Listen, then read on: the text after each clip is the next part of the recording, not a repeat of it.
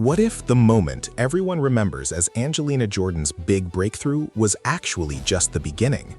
When Heidi Klum pressed the golden buzzer for Angelina on America's Got Talent, The Champions, millions of viewers saw a young singer receive one of the biggest honors on the show. It looked like the perfect ending to an incredible audition. But there was a problem with that story. Angelina wasn't new to the spotlight. She had already been performing for years, building an international audience and developing a musical identity long before she walked on to the AGT stage.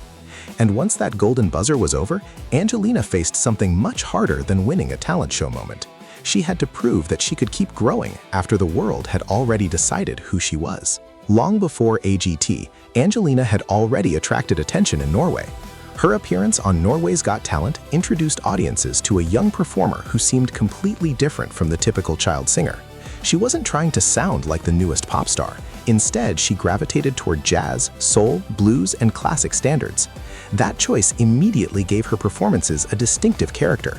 She could take a familiar melody and make it feel intimate rather than simply trying to overpower the audience with vocal tricks. And because she was so young, the contrast made people pay attention. The face of a child, the musical instincts of someone far older. That combination became Angelina's first signature, but it also created an expectation that would follow her for years. Then the internet discovered what happened when Angelina performed Fly Me to the Moon. The reaction was almost impossible to avoid. People weren't simply impressed by her ability to hit notes. They were fascinated by the feeling in her voice. There was something old-fashioned about the performance, but it didn't feel like an imitation. Angelina appeared to understand the rhythm and phrasing of the song, instead of simply memorizing it. Clips spread online, and suddenly a young singer from Norway was being watched by people who had never heard her name before. That was the moment the outside world began to see her as something more than a talented child. She was becoming a recognizable artist. But viral fame has a hidden cost, and Angelina would eventually discover it. Once the world labels a young performer a prodigy, that label can become difficult to escape. People remember the age at which they discovered you. They remember the tiny singer standing behind the microphone. They remember the performance that made them say, "How can someone this young sound like that?" But children grow. Voices change, personalities change, musical interests change.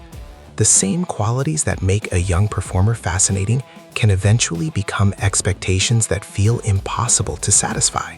Angelina couldn't stay 8 forever. She couldn't keep proving the exact same thing. At some point, she had to answer a much harder question. What happens when being unusually talented for your age is no longer the most interesting thing about you? That question became impossible to ignore when Angelina appeared on America's Got Talent, The Champions. By then, she was 13. She was older, more experienced, and stepping onto a much larger international stage. The pressure was different this time. She wasn't simply introducing herself to an audience. She had to live up to everything people already believed about her. Then she announced her song choice, Queen's Bohemian Rhapsody. It was one of the boldest choices she could have made. The original is inseparable from Freddie Mercury, whose performance has become part of music history. Trying to copy him would have been a losing battle. Angelina took another route. She slowed the song down, changed the atmosphere, and transformed it into something much more intimate. Instead of trying to prove that she could sing like Freddie Mercury, she showed the audience how Angelina Jordan hears the song. That decision changed the atmosphere in the room. The performance wasn't about vocal imitation. It was about interpretation. Angelina took something familiar and made it feel unfamiliar again. And then Heidi Klum pressed the golden buzzer. Suddenly, the 13-year-old who had already been performing for years was introduced to another enormous wave of viewers. For many people watching AGT, this was their first real encounter with Angelina. For longtime followers, it was something else. It was evidence that the little girl from those early viral performances had developed into a much more confident performer. The golden buzzer gave her momentum, but it also created a new problem. Once millions of people see you as extraordinary, ordinary growth is no longer enough. That is the part of Angelina's story that gets overlooked.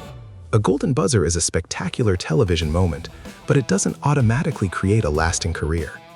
Talent show history has plenty of performers who became famous overnight and then struggled to remain relevant. Angelina's challenge was different because her public image had started forming when she was extremely young. She had to grow without losing the qualities that made people care about her. She also had to move beyond being described as a young singer with an incredible voice. That description was true, but it was incomplete. Eventually, the focus had to shift from her age to her artistry. And that shift is where things become more interesting. As Angelina grew older, her music continued developing. She began moving further toward original material and a clearer artistic identity. That distinction matters. There is a major difference between being an exceptional interpreter and becoming an artist who can define her own sound. An interpreter takes a song and brings emotion to someone else's words. An artist eventually has to decide what she wants to say. Angelina's early career proved that she could make other people's songs feel personal. The next challenge was proving that people would care about songs that came from her own creative world. That transition is rarely simple. Fans often become attached to the version of an artist they first discovered. Some people will always prefer Angelina as the little girl singing jazz standards. Others will be more interested in watching her experiment and mature. Both reactions are normal, but an artist cannot build a future by permanently recreating the past. Angelina has had to grow in front of an audience that already had a strong idea of who she was supposed to be. That makes her journey more complicated than simply saying she grew up. She had to redefine herself while carrying the expectations created by her own childhood success. And there is something else worth remembering. Angelina's Golden Buzzer did not suddenly make her talented. The ability was already there. The Golden Buzzer simply placed a much larger spotlight on it. Years of practice, performances, musical influences, and experimentation came before that moment. That is why reducing her story to one AGT audition misses the bigger picture. The Golden Buzzer was a milestone, not a conclusion.